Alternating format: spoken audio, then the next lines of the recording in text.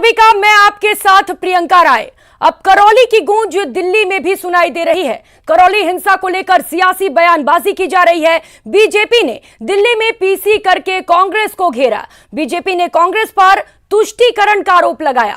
अब कांग्रेस ने बीजेपी पर ध्रुवीकरण का आरोप लगाया है। वहीं जयपुर में डीजीपी ने प्रेस कॉन्फ्रेंस करके कहा कि पुलिस की स्थिति पर नजर है, निष्पक्ष जांच जारी है। वहीं करौली पुलिस की एफआईआर से खुलासा हुआ है कि उपद्रव सुनियोजित साजिश थी। लेकिन सवाल उठता है, करौली के बहाने कौन मिशन 2023 की तैयारी कर रहा है? तो जो अहम सवाल न्यूज 18 राजस्थान उठाता है वो ये है कि करौली के बहाने चुनावी सियासत आखिर क्यों हो रहा है? क्या साजिश से माहौल बिगड़ा है? सवाल नंबर 2 है ये, क्या इस साजिश से राजस्थान का माहौल बिगड़ा है? वहीं सवाल नंबर 3 है, तुष्टीकरण के आरोप कितने सही हैं?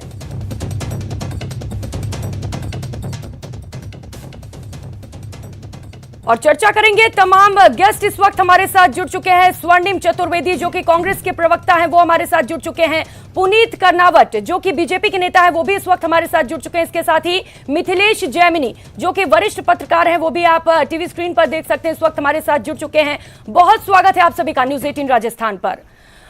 और स्वर्णिम चतुर्वेदी जी, चर्चा की शुरुआत आप ही के साथ करना चाहूंगी क्योंकि सरकार आपकी है। सवाल उठता है, आखिर करौली में ऐसा हिंसा क्यों हुआ? बीजेपी तुष्टीकरण के आरोप लगा रही है आप पर, क्या कहेंगे?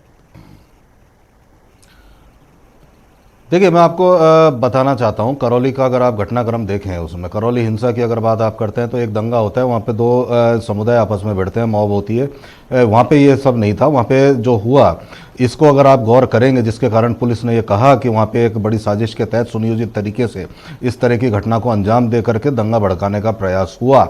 उसका कारण ये था कि एक जुलूस निकला, जुलूस पे पत्थरबाजी हुई। एक ये माना जाता है कि कोई भी घटना हुई है उसके रिएक्शन में 10 से 15 मिनट में कोई रिएक्शन होगा। लेकिन इधर पत्थरबाजी की घटना होती है, उससे 3 किलोमीटर आगे, 2.5 किलोमीटर आगे 5 दुकानों में या 6 दुकानों में कुछ अज्ञात व्यक्ति जाकर के चुपचाप आग लगा करके भाग जाते हैं, क्योंकि मार्केट बंद था वहाँ पे। ये काम भीड़ का नहीं था और ये आग लगा करके वहाँ से भाग गए।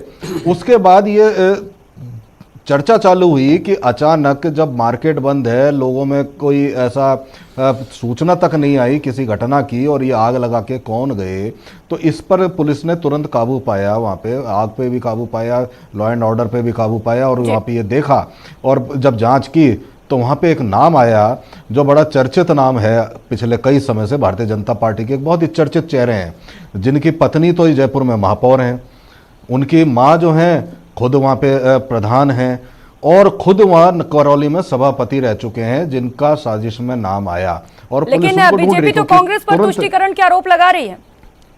चतुर्वेदी जी, देखिए, अगर कानून व्यवस्था संभालना, लोगों की जान माल बचाना और उसके लिए कर्फ्यू लगाना अगर ये तुष्टीकरण होता है तो भारतीय जनता पार्टी मुझे नहीं पता किस डिक्शनरी से अर्थ देख करके आती है। दूसरी चीज मैं आपको बताना चाहता हूं, जब यह घटना हुई उसके अगले ही दिन बोर्ड की परीक्षा थी। करौली के स्कूलों में बोर्ड की परीक्षा भी संपन्न हुई बिना किसी कहना चाहिए दुखद घटना, कोई घटना घटित नहीं हुई, कोई कहना चाहिए दुर्घटना नहीं हुई। तो ये सब चीजें हुई तो करौली में शांति है, पूरे प्रदेश में शांति रहे, इसके लिए सारे कार्य हम करेंगे। लगा रही है कि बीजेपी के कई लोग फंसे हैं इस हिंसा में। कांग्रेस तो खुद की असफलता खुद ही स्वीकार कर रही है। वो मान रही है कि ये सुनियोजित दंगा था। किसकी जिम्मेदारी है लॉ एंड ऑर्डर बनाए रखने की? यहाँ के मुख्यमंत्री कौन है? यहाँ के गृह मंत्री कौन है? आप अपने सारी जिम्मेदारियों को निभाने में असफल रहते हैं, और जब असफल हो जाते हैं तो आप बड़ी बेशर्मी से कह देते हैं कि भारतीय जनता पार्टी के राष्ट्रीय अध्यक्ष आए थे, वो आग लगाकर चले गए। आपकी खुद की पुलिस बता रही है कि सुनियोजित दंगा था। सुनियोजित दंगा किस पे था? शांतिपूर्ण जुलूस निकल रहा है, या आपकी एफआईआर बता रही है? आप बता रहे हैं कि एक जुलूस बड़े शांतिपूर्ण ढंग से जा रहा था, उसके ऊपर आप 50-50, 100-100 किलो के पत्थर फेंक रहे हैं, ऊपर से एक जलते हुए गोले फेंक रहे हैं। आप इस सब चीज़ों की जिम्मेदारी, इनको रोकने की जिम्मेदारी, ड्रोन से निगरानी करने की जिम्मेदारी, उन छतों के ऊपर पुलिस लगाने की जिम्मेदारी वहाँ के पुलिस प्रशासन की थी। वहाँ का प्रशासन फेल हुआ, उनका सूचना तंत्र फेल हुआ। जो यहाँ बैठे हुए राजनेता हैं उनके बार बार स्टेटमेंट इस तरीके से आते हैं कि एक वर्ग विशेष की ये हिम्मत बढ़ती है कि वो कुछ भी कर लेंगे तो उनका कुछ होने वाला इस राज्य में नहीं है।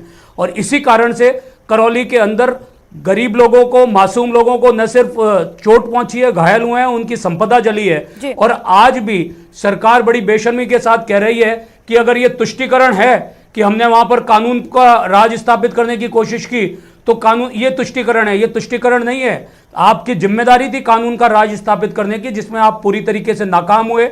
बार बार आप अनावश्यक बातों के ऊपर बात करके आप तय कर लीजिए कि वो दंगा राजा राम ने किया, वो दंगा किसी और ने किया, या वो दंगा राष्ट्रीय अध्यक्ष जी के आ जाने से हुआ। जितने बड़े नेता हैं उतने ही इररेस्पॉन्सिबल स्टेटमेंट है। राजस्थान के मुख्यमंत्री जो दुर्भाग्य से इस प्रदेश के गृह मंत्री भी हैं, और मैं समझता हूं कि अगर पिछले 40 साल का इतिहास देखें तो इससे ज्यादा असफल और इससे ज्यादा कमजोर गृह मंत्री राजस्थान ने कभी नहीं देखा, जिनके यहां बलात्कार, लूट, दंगा, मारपीट, डकैतियां ये खुलेआम हो रही है। ठीक है स्वर्णिम जी, अहम सवाल उठा रहे हैं पुनीत जी। सरकार आपकी थी, इंटेलिजेंस फेल हुई, किसकी जिम्मेदारी होगी? इस पर आपसे जवाब लेंगे। सबसे पहले मिथिलेश जैमिनी से सवाल कर लेते हैं। मिथिलेश जी, कांग्रेस बीजेपी पर आरोप लगा रही है, बीजेपी कांग्रेस पर आरोप लगा रही है, लेकिन आप क्या कहेंगे, आखिर ये जो हिंसा हुई वो क्यों हुई?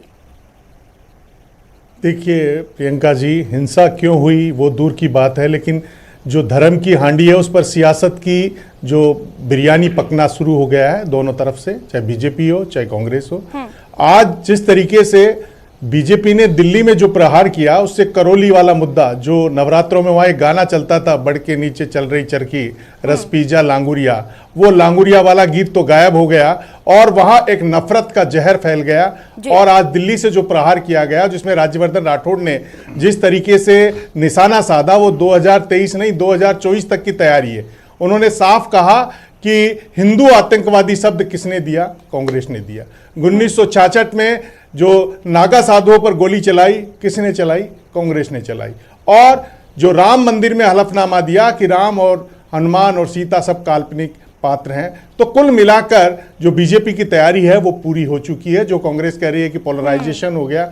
और जो करौली वाला मामला है वो अहम इसलिए हो जाता है कि करौली वाले मामले में, जो करौली में 4 सीटें हैं एमएलए की, वहां पर बीजेपी 0 है, शून्य है, और इस कारण वहां पूरा प्रशासन कांग्रेस के साथ है। ऐसे में अगर हम आरोप लगाएं कि कांग्रेस के लोगों के इशारे पर या सुनियोजित जो एफआईआर है उसमें कहीं उत्तेजित नारे का वर्ड नहीं है, जैसा राजेंद्र राठौड़ ने दिल्ली की प्रेस कॉन्फ्रेंस में पढ़कर सुनाया, और जो वीडियो दिखाया उससे साफ जाहिर होता कि पीएफआई जो संगठन है वो राजस्थान में गड़बड़ी फैला रहा है। चाहे मालपुरा का मामला हो, चाहे कोटा का मामला हो। 2 दिन पहले वो मुख्यमंत्री को पत्र लिखते हैं, जैसा उन्होंने एफआईआर में कहा कि हम अगर राम जो चैत्र नवरात्र का दिन है उस दिन रैली नहीं निकालने देंगे, रैली निकालेंगे तो दंगा होगा। फिर अजमेर में जो एक निकाला गया है धारा 144 लगाना कि रामनवमी पर आप कोई चिन्ह नहीं लगाएंगे, आप कोई नारा नहीं लगाएंगे। तो एक हिंदुस्तान में आम, मैं कि न कांग्रेस की तरफ से बोल रहा हूं ना बीजेपी की तरफ से बोल रहा हूं, मैं एक आम हिंदू की तरफ से बोल रहा हूं कि क्या उसको रामनवमी के दिन जय श्री राम कहने का बहाना नहीं चाहिए? क्या वो अपने आराध्य का नाम नहीं ले सकता? तो क्या वो पाकिस्तान में जाके आराध्य का नाम लेगा? ये कोई भी सियासत करे, किसी भी तरीके की सियासत करे अपने वोट बैंक को बनाने के लिए। करौली में जो जांच कमेटी कांग्रेस ने बनाई उस पर भी वहां के लोग उंगलियां उठा रहे, उसके मुखिया बना के भेजे रफीक खान जी। चतुर्वेदी जी, पुलिस खुद कह रही है कि सुनियोजित था ये सब कुछ, तो किस पर सवाल उठेंगे? बीजेपी कह रही है कि सरकार का फेल्योर है ये, क्योंकि जब सब कुछ पहले से प्लान था तो इंटेलिजेंस कहां थी, पुलिस प्रशासन कहां थी उस वक्त? चतुर्वेदी जी देखिए, मैं आपको जवाब दे देता हूँ, मेरे को दोनों की बातों का जवाब देना पड़ेगा। आपने प्रश्न पूछा, इसका जवाब उसी में आ जाएगा जो मिथिलेश जी ने बात कही, पुनीत जी ने उठाई। सबसे बड़ी बात यह है कि भारतीय जनता पार्टी के नेता, जब कोई मुद्दा नहीं होता, कुछ नहीं होता, मुद्दे से लोगों को भटकाना होता है, ध्यान भटकाना होता है, चाहे महंगाई का मुद्दा हो, चाहे कुछ भी हो, तो इस तरह की पोलराइजेशन की, धर्म कर्म की और ये राजनीति लेकर के बीच में आते हैं और इस तरह की बातें करते हैं। देखिए, आपको मैं एक चीज़ बताना चाहता हूँ, करौली में कोई दंगे में जान माल की हानि नहीं हुई। क्यों नहीं हुई? क्योंकि पुलिस वहां पे थी, पुलिस ने मुस्तैदी से वहां पे कार्य किया। और अगर करौली के किसी स्थानीय नागरिक से बात करें, जब पुलिस को पहले से ये जानकारी थी, बिल्कुल सुनियोजित यही मैं बता रहा रही है। हूँ, यही मैं आपको बता रहा हूँ। चूक नहीं अपन इंटेलिजेंस साथ चलते हैं, एसएमएस हॉस्पिटल में देखते हैं, यही मैं आपको बताता वहां से हूं। लोग जो घायल होकर आए हैं उनको उनसे मिलते ठीक हैं, है, अपन आप चलते हैं। मिलो और मैं आपको देखिए, एक और जानकारी देता आप कह रहे हैं कि कोई हूं। हानि भारतीय नहीं हुई। जनता पार्टी को जब चुनाव की 117 दुकानें तैयारी जला करनी दी हो गई, आपको और हानि उसके नहीं लगती? पास कोई स्वर्णिम मुद्दा भाई, न हो आपको और उसके 117 पास दुकानें जलाया अगर जाना जमीन हानि ना नहीं हो लगती। तो भारतीय लोगों जनता की पार्टी का हड्डियां टूट गई, एकमात्र सिर हथियार टूट गए, होता है आपको आप उनका सांप्रदायिकता नुकसान नहीं फैलाओ, लगता। ये उत्साह संवेदनहीनता और कांग्रेस में सांप्रदायिकता आखिर के आई आधार कहां पर से? आप polarization बीजेपी पर करने आरोप की लगा रहे हैं, आप इन प्लानिंग सवालों करिए। पर सरकार से उठ रहे हैं। ये संवेदनहीनता कांग्रेस failure में नहीं आई है? कहां से? सरकार ने तो मैं समझता हूं कि राजा सरकार को ने बहुत तो सारे काम संवेदनशील होना किए, चाहिए, तभी वो भारतीय जो राज जनता कर रहे पार्टी हैं, के उनको नेता ज्यादा गंभीर जो होना आज चाहिए। दिल्ली में प्रेस आज वो कॉन्फ्रेंस इस करके तरीके आए से हैं, वो इस ये तरीके इसलिए से दिल्ली गए अपनी कि उनको ये जिम्मेदारी से भाग नहीं सकते हैं। उनको आप ये जवाब कह न रहे हैं देना किसी को पड़े चोट नहीं आई, कि इस शासन आप ये में कह रहे हैं कि वहां किसी हमारे का जान माल शासन का से नुकसान पहले नहीं हुआ, जब उनकी तो आज सरकार पुनित थी, जी मैं पुनित जी वहां कह रहे हैं, पर आप हूं, जिम्मेदारी उन्होंने से वहां भाग पर रहे हैं। क्यों? भाग नहीं सकते हाँ, आप इस जिम्मेदारी तरह से भाग रहे हैं ये लोग। मैं तो बैठा हूं, अब मेरी बात बताइए, सुनिए, अगर मैं बोल सकूं अगर तो। वहां जान माल की ठीक है, हानि नहीं पुनीत जी, हुई, मैं आपके वहां पास लोगों आऊंगी, का पहले नुकसान नहीं जवाब हुआ, ले लेती हूं तो ये स्वामी जी से। अस्पताल में भर्ती लोग कौन है? वो 117 दुकानें ठीक किसकी है, है जो पुनीत जी, जला मैं दी आऊंगी गई है? आपके पास जी। रफीक खान खुद जो गए वो कह रहे हैं कि प्रशासन की कमजोरी थी, हमारा फेलियर था। दोनों तरफ से दोनों बात कह रहे हैं। वो इन्हें स्वीकार करना चाहिए कि गलती हुई है, उसको ठीक करने की कोशिश इस करेंगे। पर जवाब लूंगी मैं आपसे पुनीत जी। स्वर्णिम जी जी, अब मैं बोल लेता हूं, अगर जी। पुनीत जी को कुछ और बोलना हो तो मैं इनको वैसे करेक्शन कर दूंगा वहां पे जी, क्या बोलिए। हुआ क्या नहीं हुआ। पुनीत जी को शायद घटना की जानकारी नहीं है। अब मैं आपको यह बताना चाहता हूं कि करौली में हिंसा को लेकर के भारतीय जनता पार्टी के नेता यहां पे अनर्गल बयानबाजी करते करते दिल्ली तक क्यों पहुंचे। वो केवल इसलिए पहुंचे कि एक उनके ऊपर जो बदनुमा दाग लग रहा है वो सांप्रदायिकता फैलाना का, उसको उस सांप्रदायिकता को तो उन्हें पूरे देश में फैलाना ही है। लेकिन कोई यहां जयपुर में प्रश्न ना कर ले कि उनकी जब सरकार थी, जो आज प्रेस कॉन्फ्रेंस ले रहे थे, यही सरकार में मंत्री थे। पूरे जयपुर में 87 मंदिर तोड़े थे, जिनमें से 23 मंदिर अति प्राचीन थे, 300 साल पुराने। जी। वो भी इन्हीं की सरकार ने तोड़े थे, बुलडोजर से ढा दिए थे। और मैं आपको बताना चाहता हूं, ये वो लोग हैं जो सांप्रदायिकता का इस्तेमाल केवल वोट के लिए करते हैं, ना इनको ठीक किसी है, धर्म से पुनीत जी मतलब आरोप लगा है, रहे ना हैं किसी की स्वर्णिम जी। भावनाओं से मतलब वोट के है। लिए और देखिए, जो मैं आरोप किया नहीं लगा जा रहा रहा हूं, ये सच्चाई है। और ये सच्चाई पुनीत जी भी मंदिर जानते तोड़ने हैं। के भी आरोप पूछिए लग आप रहे हैं। इनसे, क्या है पुनीत जी। मंदिर तोड़े या नहीं तोड़े इनकी सरकार ने? क्या इनकी सरकार को कटघरे में खड़ा किया या नहीं किया? क्या हिंगोनिया गौशाला में 26,000 गायें ठीक है, नहीं मैं मरी जवाब ले थी लेती जब हूं शासन पुनीत था जी से। वसुंधरा राजे का? ठीक है, और आज पुनीत जी। सांप्रदायिकता की बात करते हैं और आरोप लगाते हैं, काम खुद करते हैं। अगर- और सुनिए, अगर- एक छोटी सी चीज का और जवाब ले लीजिए इनसे कि जब कांग्रेस का सरकार का देवस्थान विभाग, जो कि मंदिरों में पुजारियों की नियुक्ति करता है, उनको तनख्वाह देता है, भोग प्रसादी के पैसे देता है, जो विभाग 1952 से लेकर आज तक, अगर वो देवस्थान विभाग भागवत कथा कराता है, रामायण की ठीक है, कथा स्वर्णिम कराता है, जी, हो गया, तो ये जवाब भारतीय भी ले जनता लेने पार्टी के दीजिए। नेता क्यों विरोध करते हैं? पुनीत जी, ये दीजिए क्यों जवाब। विरोध करते हैं? इसलिए कई सवाल ये उठा जवाब रहे हैं। लीजिए इनसे। जो लोग राम को काल्पनिक मानने का एफिडेविट हिंदुस्तान की वो सुप्रीम कोर्ट में एफिडेविट देते कभी हैं, पेश करिए। वो लोग आज राम और के बारे में रामायण बोल का रहे हैं, विरोध ये क्यों करते हैं? भारतीय भागवत जनता कथा का पार्टी की विरोध क्यों विचारधारा करते हैं? की ये जीत है। बताइए। स्वर्णिम जी, मैं आपके बीच हमारी में नहीं सरकार बोला था, अब की आप मेरे को बोलिए। बोलने दीजिए। आप भी बोले थे, तो आप मेरी नहीं बात का नहीं, जवाब दीजिए। आप जवाब सुनिए। आप केवल मात्र झूठे आरोप लगाकर भागो मत। मंदिर आपके तोड़े, मुख्यमंत्री झूठे भी आरोप भागते हैं, है। आप भागते जितने हैं। सारे आप सुनिए आरोप मेरी हैं, बात। आपने बीजेपी का आपकी जवाब तो पार्टी दे वो दीजिए। है, आपकी पार्टी वो है जिसने भगवान श्री राम को काल्पनिक चरित्र बताया। आपकी पार्टी वो है जो राम जन्मभूमि पर बनने वाले भव्य मंदिर का हमेशा विरोध करती आई। आपकी पार्टी वो है जिसने हमेशा हिंदुओं को हिंदू आतंकवादी कहकर टैग करने की कोशिश की। बिल्कुल गलत। आज आप जब बिल्कुल एक गलत। किनारे पर जा रहे हमने हैं, कहा पूरे राम मंदिर हिंदुस्तान की सुप्रीम कोर्ट जनता ने के आदेश आपको से उखाड़ बनेगा, कर वही फेंक दिया है। हुआ। और और मैं वो आपको आपने भी बता देता कहा। हूं, 2023 में राजस्थान से भी और छत्तीसगढ़ से भी जब कांग्रेस समाप्त हो जाएगी, तो एक भी स्टेट नहीं होगा जहां पर कांग्रेस राज के अंदर होगी। ये कांग्रेस की तुष्टिकरण की नीति है, कांग्रेस तो जिसके देश पर कारण राज कांग्रेस करेगी, को देश के दिलों इतिहास पर के राज करती कूड़ेदान है। में फेंक दिया है सबको हिंदुस्तान पता की है, जनता ने। और महंगाई आज ये के भोगलाए हुए बोझ लोग हैं, दबाओ, ये जनता को अपनी लूटो जिम्मेदारी से और भागते हैं। सांप्रदायिकता के ये- आधार अब ये पर राज करने फिर का अधिकार भावनाएं इनको भड़का नहीं करके है। दंगे भड़काओ। ये बहन एक बेटियों काम की रह गया इज्जत यहाँ संभाल पे, नहीं सकते। एक काम आज रह गया मेवात में चले जाएं भाजपा आप, का, किस प्रकार हिंदू भाजपा के दलित बेटियों के शासन साथ में, अत्याचार हो रहा है, वसुंधरा बलात्कार हो रहा शासन है, में इसके बारे में इनके पास कोई जवाब नहीं है। राजस्थान में अगर सबसे 35% नकारा और निकम्मा मुख्यमंत्री के अपराध रूप में बढ़े, किसी को और याद ये किया है जाएगा, राजस्थान किसी की गृह मंत्री सरकार को याद किया जिसमें जाएगा, तो अपराध उनका घटे। नाम श्रीमान अशोक जी गहलोत होगा। प्रियंका गांधी को एक कंफर्म रेलवे टिकट भेज देने पर जितेंद्र गोठवाल को, जिनका एफआईआर में नाम नहीं है, के पक्ष जो रात को 2 बजे पहुंचकर लोगों का आपस में सेटलमेंट कराया, उनको आज जेल में डाला। गोठवाल जो कि आरोपी है एक डॉक्टर को आत्महत्या करने के लिए प्रताड़ित करने का, प्रियंका जी को, सोनिया जी को, राहुल जी को, उनको खुश रखना चाहते हैं। भारतीय जनता पार्टी का कंट्रोल में चेहरा उजागर हो रहा है। ये अपराधियों के साथ है, ये उन अपराधियों के साथ है जिनके कारण एक मेधावी डॉक्टर को जान गंवानी पड़ी, ये उसके साथ है। और इनके ही नेता लगे ये उसके साथ है जो सरकारी कर्मचारियों को प्रताड़ित करते हैं। लगातार इस बात की घटना की निंदा की, हर अपराध में हर अपराधी के साथ भारतीय जनता पार्टी है और रहेंगे। मिथिलेश जी, आपने केवल मात्र जितेंद्र गोठवाल को इसलिए पकड़ा कि उन्होंने प्रियंका गांधी को प्रेरित किया और राजस्थान की लड़की लड़ नहीं पा रही है, आइए उसकी मदद कीजिए। ठीक है, मैं आप लोगों को आऊंगी फिर से। मिथिलेश जी से मेरा सवाल है। मिथिलेश जी, सवाल ये है कि क्या ये घटना थी या साजिश के तौर पर माहौल बिगाड़ने की कोशिश की गई? देखिए प्रियंका जी, तमाम जो तथ्यात्मक रिपोर्टें वहां से आ रही है उसमें ये निकल कर आ रहा है कि एक सुनियोजित षड्यंत्र था। और जो एफआईआर है उसमें ये लिखा गया है, जो पहली एफआईआर है जो एसएचओ ने खुद ने लिखाई है, उसमें कहीं नहीं लिखा गया कि उत्तेजित नारे लगाए गए थे। ये तो तथ्यात्मक सत्य है जो आज अभय कुमार सिंह जी के नेतृत्व में प्रेस कॉन्फ्रेंस हुई, डीजीपी लाठर साहब ने जो कहा कि ये तो सच है। लेकिन ऐसे को फिर आप सियासत में ले गए। उससे नवरात्र में जो राजस्थान का आज बेरोजगारी की रेट 32.3 हो गई, राजस्थान बेरोजगारी में भी नंबर 1 हो गया।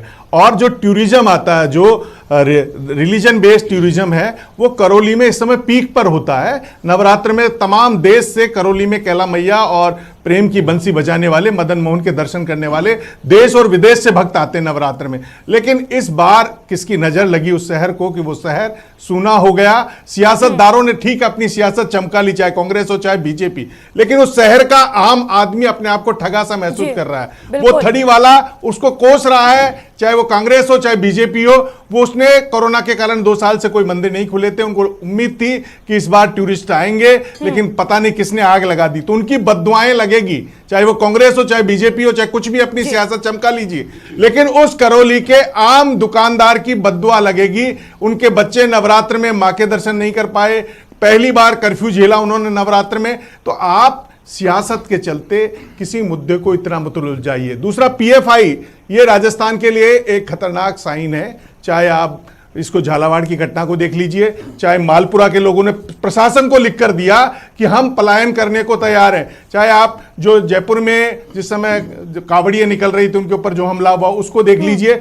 इसमें किसी को धर्म और तुष्टीकरण और पोलराइजेशन इस बात से ऊपर उठकर सोचने की जरूरत है कि कहीं कहीं असामाजिक तत्व जो राजस्थान सुख शांति सौहार्द सद्भाव, जो खुद अशोक गहलोत कह लेते थे कि राजस्थान से ज्यादा शांति प्रिय प्रदेश पूरी दुनिया में नहीं है, आज उसकी किसकी नजर लग गई? आपके रहते हुए। तो ये अशोक गहलोत जिनको सियासत का जादूगर कहा जाता है उनके लिए ले लेती हूँ। स्वर्णिम जी, खुद मुख्यमंत्री अशोक गहलोत ये कहते थे कि सबसे शांत जो प्रदेश है वो राजस्थान है, किसकी नजर लग गई?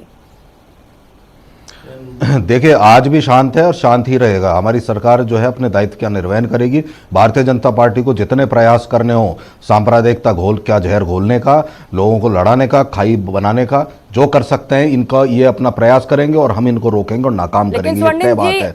राजस्थान में इसको लेकर सरकार की क्या तैयारी है? देखिए, आगे ऐसी घटना ना हो इसको लेकर के पूरे चौकस हैं, क्योंकि घटना एक जगह नहीं, ये 3 जगह सुनियोजित रूप से हुआ था। ये कहना चाहिए ब्यावर में भी प्रयास था, लेकिन नहीं हो पाया, वहां पे इस तरह की घटना नहीं हो पाई और ना होगी। सिर्फ एक चीज है कि भारतीय जनता पार्टी जब इलेक्शन बोर्ड में आ जाती है तो निश्चित रूप से इसी तरह की घटनाओं को अंजाम देने का प्रयास किया जाता है इनके नेताओं के द्वारा। और दूसरी बात, अब यहाँ पे बार बार पीएफआई आ रहा था शब्द, मैं सिर्फ एक चीज पूछना था, भारतीय जनता पार्टी के बहुत सारे नेता पीएफआई को लेकर के कोसते हैं, लेकिन केंद्र सरकार ने जो बार बार केंद्रीय मंत्री भी कहते हैं कि साहब ये ऐसी संस्था है वैसी संस्था है, क्या एक्शन हुआ? कुछ हुआ क्या? इस पे कोई आज तक इन्होंने कोई निर्णय लिया? नहीं लिया। तो ये भारतीय जनता पार्टी की सोची समझी रणनीति है कि आप करते रहो, सांप्रदायिकता फैलाते रहो और देश में जो है आग लगाते रहो, महंगाई के मुद्दों से ध्यान भटकाते रहो, हो जाएगा। हमारे कॉन्स्टिट्यूशन हमारे कॉन्स्टिट्यूशन में लिख रख रहा है आर्टिकल 25 में कि रिलीजन से ऊपर गवर्नमेंट एक्शन होता है। तो ऐसे में पीएफआई पे रोक राजस्थान सरकार क्यों नहीं लगा देती? जब आपको सरकार लगा सकती है कॉन्स्टिट्यूशनली, कानूननी सिर्फ स्टेट का इशू है, स्टेट का लॉ एंड ऑर्डर संगठन है, लॉ एंड ऑर्डर पड़ेगा राजस्थान में, रोक लगा दे केंद्र सरकार। हम कुछ नहीं करेंगे, हम सिर्फ बयान ध्रुवीकरण के आरोप देंगे, लगा रही है और बीजेपी कांग्रेस पर तुष्टीकरण के आरोप लगा रही है। लेकिन ऐसे में जो अहम सवाल है वो यही है कि आखिर करौली हिंसा का जिम्मेदार कौन है। बहुत शुक्रिया आपका स्वर्णिम चतुर्वेदी जी, पुनीत कर्नावत जी और मिथिलेश जैमिनी जी न्यूज 18 राजस्थान के साथ जुड़ने के लिए। प्राइम डिबेट में फिलहाल इतना ही। नमस्कार।